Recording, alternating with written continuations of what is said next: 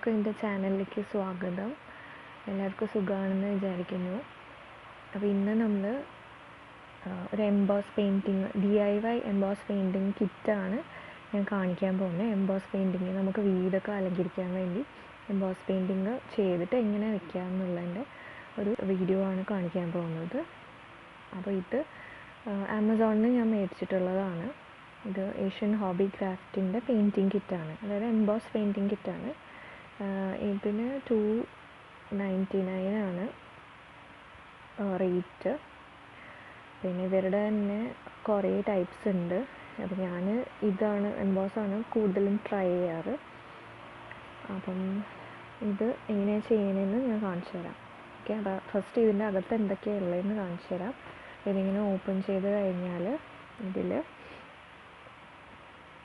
2 brush ഉണ്ട്. പക്ഷെ ബ്രഷൊന്നും അത്ര വലിയ ക്വാളിറ്റി ഉള്ള ബ്രഷൊന്നും അല്ല. ഇപ്പോൾ കണ്ടാൽ തന്നെ അറിയാം, വലിയ ക്വാളിറ്റി ഒന്നും ഇല്ലാത്ത ബ്രഷാണ്. പിന്നെ ഇത് പെയിൻ്റാണ്. ഇതിന് നല്ല ഫോം ഷീറ്റൊക്കെ വെച്ച് നല്ല കവർ ചെയ്തിട്ടുണ്ട്. കണ്ടോ, കുറേ കളേഴ്സ് ഉണ്ട്. അപ്പം ഞാൻ ഓപ്പൺ ചെയ്ത് കാണിച്ചു തരാം.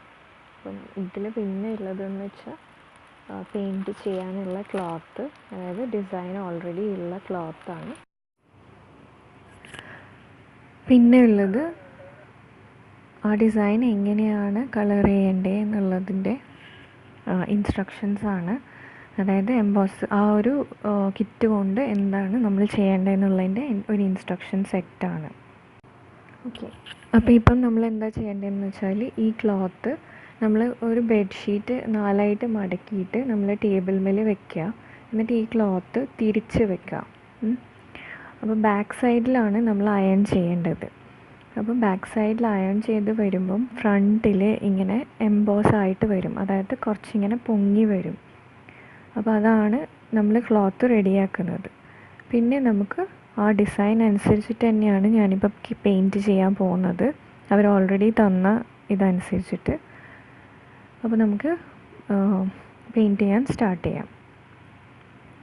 പിന്നെ ഈ പേൾ കളേഴ്സാണ്, അതായത് ഷൈനിങ് ഉള്ള കളേഴ്സാണ് ഉള്ളത്. അപ്പോൾ ഞാൻ ഫെവിക്രിലിൻ്റെ അക്രിലിക് കളേഴ്സ് പേൾ കിറ്റും കൂടെ യൂസ് ചെയ്യുന്നുണ്ട്. ഇത് ചെറിയ ഗ്ലാസ് ബോട്ടിൽസാണ്. അപ്പോൾ പെട്ടെന്ന് ഈ ഒരു കിറ്റ് ചെയ്യാൻ ഉള്ള അത്രയും പെയിൻറ്റ് മാത്രമേ അതിലുണ്ടാവുള്ളൂ. പക്ഷേ ഞാനിങ്ങനെ പെയിൻറ്റിങ്സ് ചെയ്യണത് കൊണ്ട് ഞാൻ ഓൾറെഡി വേറെ തന്നെ ഫെവിക്രിലിൻ്റെ പെയിൻറ്റ് വാങ്ങിച്ചിട്ടുണ്ടായിരുന്നു. അതും കൂടെ ഞാൻ ഇതിൻ്റെ കൂടെ യൂസ് ചെയ്യുന്നുണ്ട്. അപ്പോൾ നമുക്ക് സ്റ്റാർട്ട് ചെയ്യാം.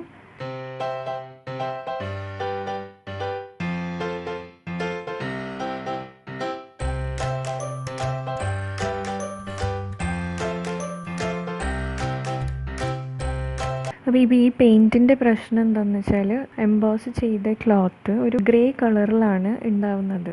അപ്പം നമ്മൾ പെയിൻറ്റ് ചെയ്ത് കഴിഞ്ഞാലും അതൊരു ഷൈനിങ് ആയിട്ട് കിടക്കും, പക്ഷേ പെയിൻ്റൊന്നും അത്രയും ക്ലാരിറ്റിയിൽ കിട്ടില്ല. അപ്പോൾ ഇതിപ്പോൾ ഞാൻ വൈറ്റ് ചെയ്തിട്ട് കാണിച്ചു തരാം. അപ്പോൾ വൈറ്റ് ചെയ്ത് കഴിയുമ്പം വൈറ്റ് ഫ്ലവർ ഒരു സിൽവർ കളറാണ് ഉണ്ടാവുന്നത്.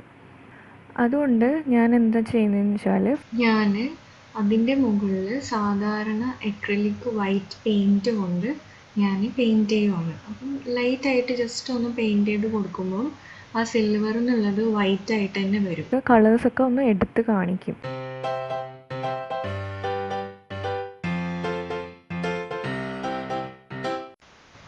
അപ്പോൾ ഇതാണ് ഫൈനലായിട്ടുള്ള പെയിൻറ്റിങ്. ഇത് നമുക്ക് ഫ്രെയിം ചെയ്തിട്ട് വയ്ക്കാവുന്നതാണ്. അപ്പോൾ നിങ്ങൾക്ക് ഈ ഒരു കിറ്റ് ഇഷ്ടപ്പെട്ടിട്ടുണ്ടെങ്കിൽ നിങ്ങൾക്ക് ഇതിൻ്റെ പല ഡിസൈൻസ് അവൈലബിൾ ആണ് ആമസോണിൽ ഞാൻ മേടിച്ച ലിങ്ക് എന്തായാലും ഞാൻ ഡിസ്ക്രിപ്ഷൻ ബോക്സിൽ ഇടാം. അപ്പോൾ വേണമെങ്കിൽ താല്പര്യം ഉണ്ടെങ്കിൽ ചെക്ക് ചെയ്തോളൂ. അപ്പോൾ എല്ലാവർക്കും ഈ വീഡിയോ ഇഷ്ടപ്പെട്ടു എന്ന് വിചാരിക്കുന്നു. ഇഷ്ടപ്പെട്ടിട്ടുണ്ടെങ്കിൽ എന്തായാലും ലൈക്ക് ചെയ്യുക. പിന്നെ നിങ്ങളുടെ അഭിപ്രായങ്ങളൊക്കെ കമൻറ്റിൽ പറയുക. പിന്നെ എൻ്റെ ചാനൽ ഒന്ന് സബ്സ്ക്രൈബ് ചെയ്യുക. നിങ്ങളുടെയൊക്കെ സപ്പോർട്ട് എനിക്ക് ആവശ്യമാണ്. അപ്പോൾ അടുത്ത വീഡിയോയിൽ കാണുന്നത് വരെ ബൈ.